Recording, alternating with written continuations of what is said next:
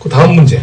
그 지역 선정이 중요한 것 같아요. 우리 여기 북경에, 저 또한 이제 북경에 뭐 한 16, 17년 전에 와서 그 어학연수를 시작을 했는데, 그때부터 제일 얘기 많았던 게 시골 가면 사투리 쓴다. 이제 한국에도 보면은 연예인들 보면은 외국인들 중에 뭐 부산 가면 부산 사투리 쓰듯이 그 똑같은 거죠, 그죠? 그래서 뭐 동북 지역에 가서 동북 지역에 가면 이제 뭐 길림이나 장춘에서 유학했던 친구들은 거의 표준말에서 갔다 뭐 얘기도 하고, 또 남부 지역 가는 또 이렇게 차이가 있는 것 같아요. 그래서 요거는 좀 지역을 선정할 경우에 북경인 경우하고 그다음에 북경 이외에 뭐 북쪽 지역, 남쪽 지역 이렇게 봤을 때 그 어떤가? 우리 학생들은 지금 북경에 지금 대학을 다니고 있지만 여기 조기유학을 올 때 그 고려 사항이 돼야 될 것 같아요. 그죠? 자기가 이제 어느 대학을 진학을 한다든가, 그리고 이런 거 봤을 때 지역 선정일 경우는 이거는 어떤 거에 염두를 둬야 될지 뭐 의견 있으신 분 있으시면은 좀 말씀해 주시면 좋을 것 같습니다. 요거는 먼저 우리 장은석 대표님께서 한 말씀. 유학을 보내는 부모들 입장이나 유학하는 당사자 입장이나 가서 현지 국가, 중기만 중국, 미국을 잘 알아야 되는 그게 제일 첫째 목표예요. 그럼 그 과정이 가장 중요한 게 안전이에요. 그래서 유학을 결정할 때 부모들이 또 학생 당사자가 고려하는 것 중에는 첫째가 미래지향적인 부분도 있지만 내가 유학을 가서 공부하는 그곳이 안전한 거 아닌가. 그 부분을 되게 이제 고려를 많이 해요. 지금은 뭐 중국의 어느 지역을 가든 안전 부분은 크게 염려할 정도는 아니에요, 사실은. 그렇지만 90년대 중반이라든지 2000 초라든지 이럴 경우에 그 지방 같은 곳에서 유학을 하다가 이렇게 룸으로 놔두는 그런 좋지 못한 뭐 사고라든지 또 유학을 목표로 해서 큰 꿈을 갖고 왔는데 결국은 실패하고 돌아가는 이제 그런 경우도 있었거든요. 그러다 보니까 어느 나라나 수도는 상징적이기 때문에 안전성 문제라든지 문화적인 측면이라든지 또 미래지향적인 측면에서 그나마 선택을 할 때 크게 실수를 하지 않을 수 있는 곳이지요.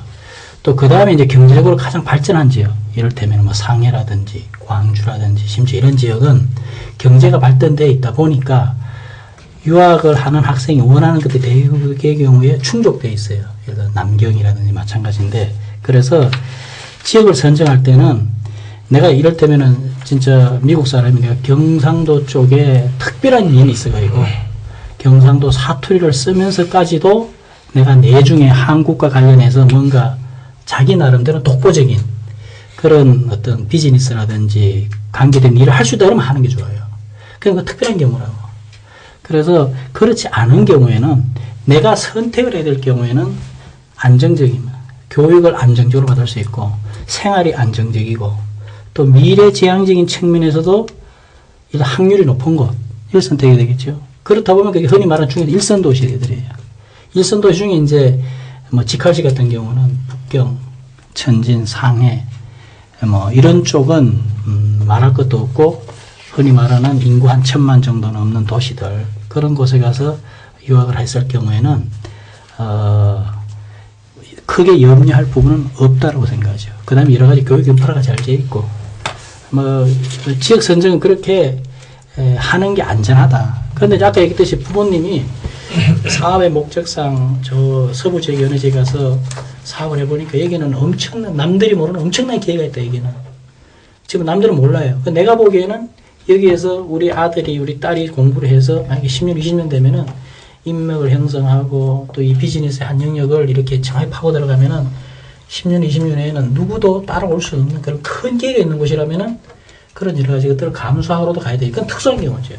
그렇게 생각합니다. 네. 그럼 지역 선정 관련해서 우리 황진명 원장님 한 말씀. 그러니까 지역을 이제 선정할 경우에 자 북경이면 북경의 장점 뭐 이런 게 있겠죠.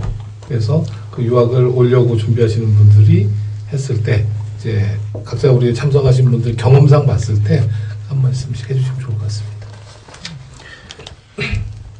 좀 전에 그 교장 선생님 말씀하신 부분에 거의 다 이제 사실은 거의 비슷한 생각을 가지고 있는데 조금 부가적으로 이제 몇 가지만 지역 선정할 때 필요한 부분이고 이제 고민을 해야 되는 부분이 한두 가지만 제가 더 첨가해서 설명을 드리자면 그 학생이 어느 시기 때, 그러니까 어느 나이 때 유학을 오느냐에 따라서도 조금 지역의 선정에 따라서 선정도 좀 틀려질 수가 있을 것 같아요. 사실은 아까 말씀하신 것처럼 북경뿐만 아니라 각 성의 큰 도시들은 뭐 남방 쪽에 가면 사투리를 심하게 쓰지 않겠냐라고 하지만 실질적으로 중점 도시 가보면 그 학교에서도 다 부통어를 쓰거든요, 표준어를.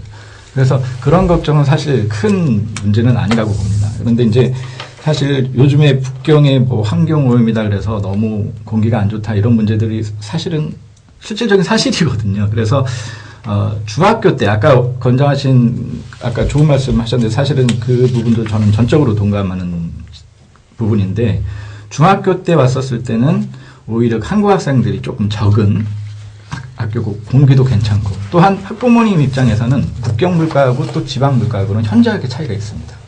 그래서 저학년 때는 지방 쪽을 선택하시는 게 좀 좋을 것 같고요. 그리고 이제 학년이 올라가면서 이제 고등학교 진학하면서 또 대학 진학을 염두에 둘 수밖에 없는 상황이잖아요. 그럴 때는 이제 좀 교학적인 시스템이 좀 잘 갖춰진 북경 쪽으로 오는 게 맞다고 봅니다. 네, 알겠습니다. 그럼 이제 우리 또 지역 선정 관련해서 당사자이신 우리 학생분 중에 한 말씀 해주시죠. 우리 성은 양이 한 말씀. 그 북경을 제일 처음에 선택을 하신 거잖아요, 그죠? 네. 일단 저도 원장 선생님 말씀에 조금 동의를 하는 게 북경이 수도다 보니까 되게 안정적인 선택인 건 맞아요. 실패를 가장 덜할 선택이긴 하지만 제가 만약에 나이가 어리다면 저는 한국 학생들이 조금 적은 곳이나 이런 데 조금 중국어를 더 많이 접할 수 있는 이런 지역을 선택하는 게 더 좋지 않을까 그런 생각을 합니다. 그러면은 일단 지역 선정 문제는 그런 것 같아요. 뭐 북경이라고 하는 도시, 상해가 굉장히 큰 도시니까 한국인이 많은 곳은 또 한국 학생들이 많고 또 인프라가 좋은 곳은 한국 학생들이 많죠. 그 대신 많은 만큼 또 경쟁이 더 치열하겠지. 모든 게 식당 하셨던 분들도 나눈 게 있어요. 중국 보면 이제 1선 도시부터 2선, 3선 도시 이렇게 이제 내려가잖아요. 근데 3선 도시 가면 이제 한국 사람들이 별로 없으니까 그러면 뭐 외국인이니까 뭐 이렇게 그쪽 현지 사람들하고 더 되게 친해질 수도 있고 또 뭔가 사업의 그 기회도 규모는 작지만 사회의 기회, 사업의 기회도 더 많아질 수 있듯이 교육이라든가 나중에 그 중국인 친구를 인간관계를 맺는다고 하는 부분 또한 그런 거하고 좀 이제 일맥상통하는 부분이 있는 것 같아요. 그래서 아까 우리 홍재면 원장님 말씀 주신 것처럼 일단 그 어렸을 때는 조금 중국 아이들, 현지인들과 좀 접할 수 있는 기회가 많은 곳으로 하고, 이제 그 대학 진학에 가까울수록 자기가 원하는 대학이 있는 곳으로 좀 더 간다라고 하는 쪽으로 정리를 하면 될까요? 네. 그럼 이제 이 부분은 이렇게 정리를 하고 넘어가도록 하겠습니다.